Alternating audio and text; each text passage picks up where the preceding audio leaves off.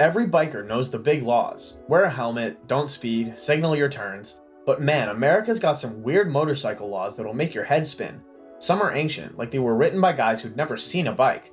Others might actually save your ass someday.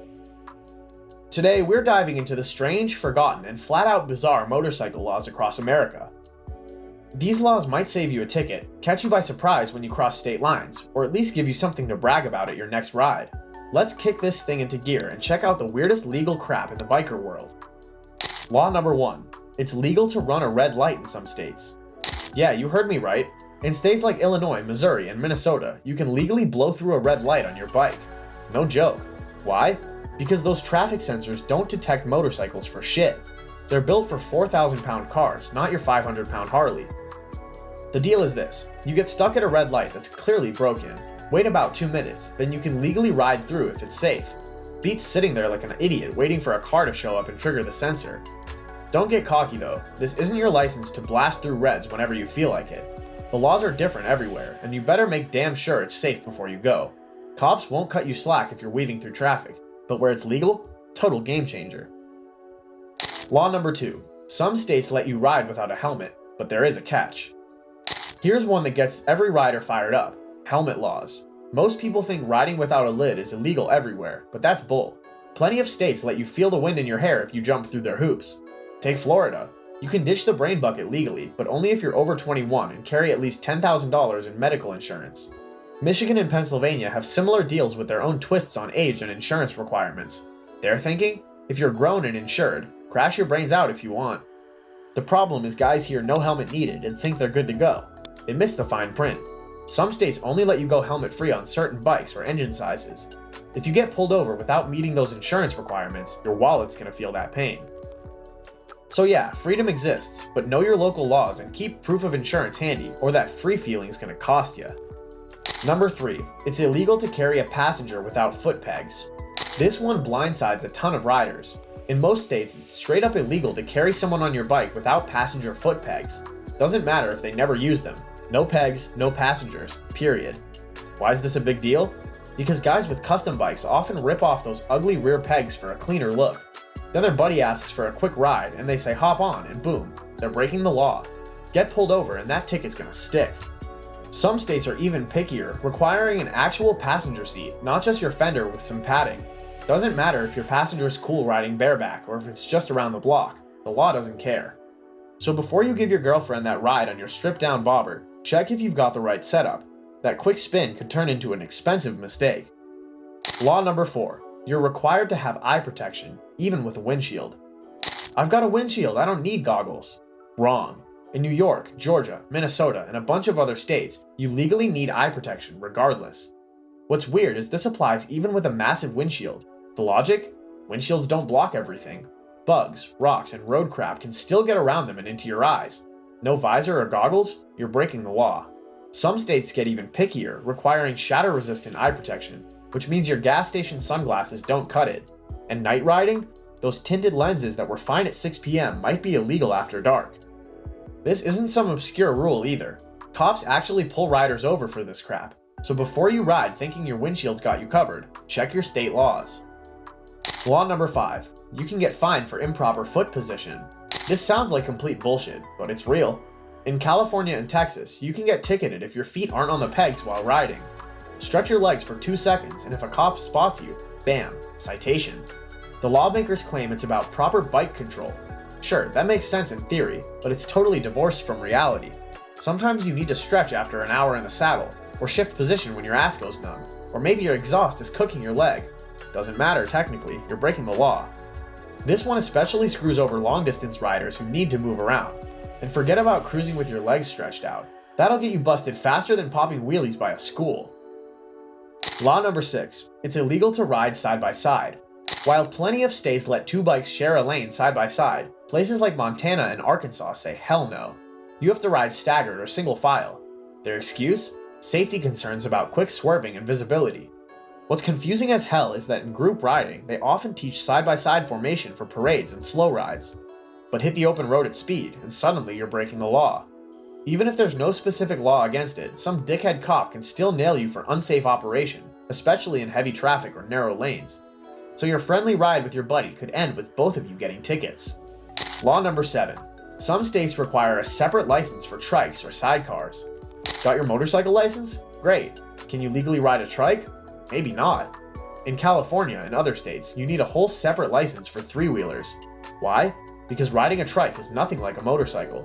You don't lean. You don't countersteer the same way. It's more like driving a weird ATV than a bike. The DMV wants proof you can handle the difference. Here's the real kicker.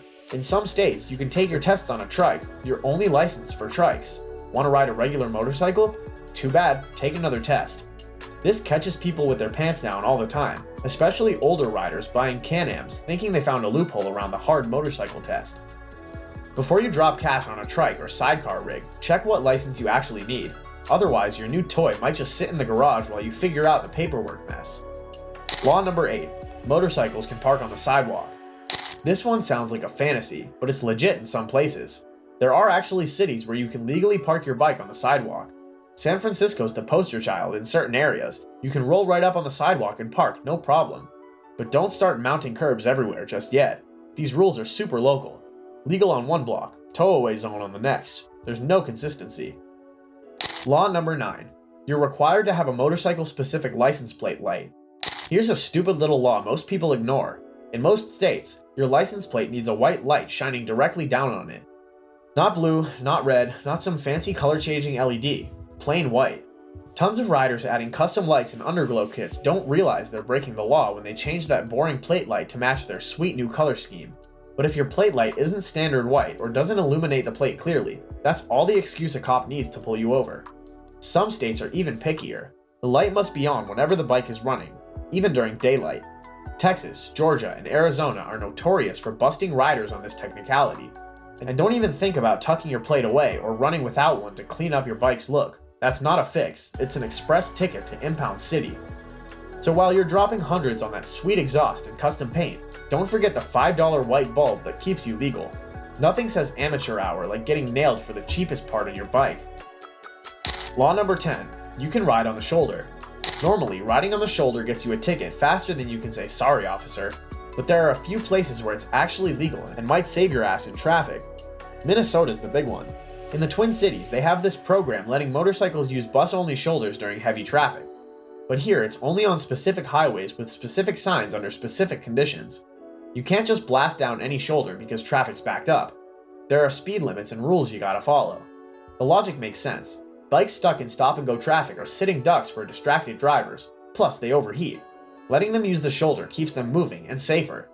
If you're riding somewhere new and see locals using the shoulder, don't just follow them. They might know something you don't, or they might just be risking tickets and hoping cops have bigger fish to fry. The shoulder isn't your private fast lane, but in some places, it's a legal option. Just know for sure before you use it. Law number 11. Lane splitting is legal, or at least tolerated. Here's the big one that gets riders fired up. Lane splitting. In most states, squeezing between lanes gets you pulled over instantly, but in others, it's totally legit. California is the only state where it's fully legal, written right into the vehicle code. Riders can zip between cars in slow or stopped traffic, and it's actually encouraged. Why? It reduces congestion, prevents bikers from getting rear-ended, and keeps traffic moving.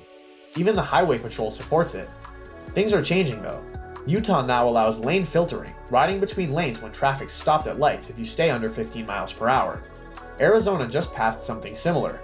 Oregon and Montana are looking into it too. The problem? These laws change at state lines. Filter legally into Salt Lake City. Try the same move an hour away in another state, and you're getting a ticket. Bottom line, check the damn laws when you cross state lines. Lane splitting can be your legal right in one state and get your bike impounded in the next. And don't assume car drivers know the law either. They might try to block you even where it's legal. Law number 12. Tinted visors are illegal at night. That dark smoke visor looks badass, makes you feel like Top Gun, blocks the sun, adds some mystery. But guess what? In most states, it's illegal as hell after sunset. Why? Because you can't see shit through it at night, and lawmakers, the few who have actually ridden, know it's dangerous. Your cool guy visor that works great at noon becomes a blindfold at 8 p.m. California, New York, Illinois, they all have laws saying your visor needs to be clear. Law number 13. Motorcycles with certain exhaust levels are banned in some cities. We all know that dude, the one whose pipes are so damn loud they set off car alarms 3 blocks away. He loves the attention, but But here's what he's missing. In a growing number of cities, these pipes are straight up illegal. Denver, Boston, New York City, they've all started cracking down on noisy bikes with specific ordinances. Some places have even installed noise cameras that work like speed cameras but nail you for being too loud instead of too fast. The fines aren't jokes either. We're talking $100 to $500 depending on where you are. Really piss off the wrong city and they might impound your bike until you swap out that Thunder Cannon exhaust. The tricky part is these are usually city laws, not state laws, so you might be legal out in the countryside, then ride into a city and suddenly be breaking the law. There you have it, the weirdest, most overlooked motorcycle laws across America. Some might get you out of a jam, others might save you from a ticket you never saw coming. What's the strangest bike law you've ever heard of?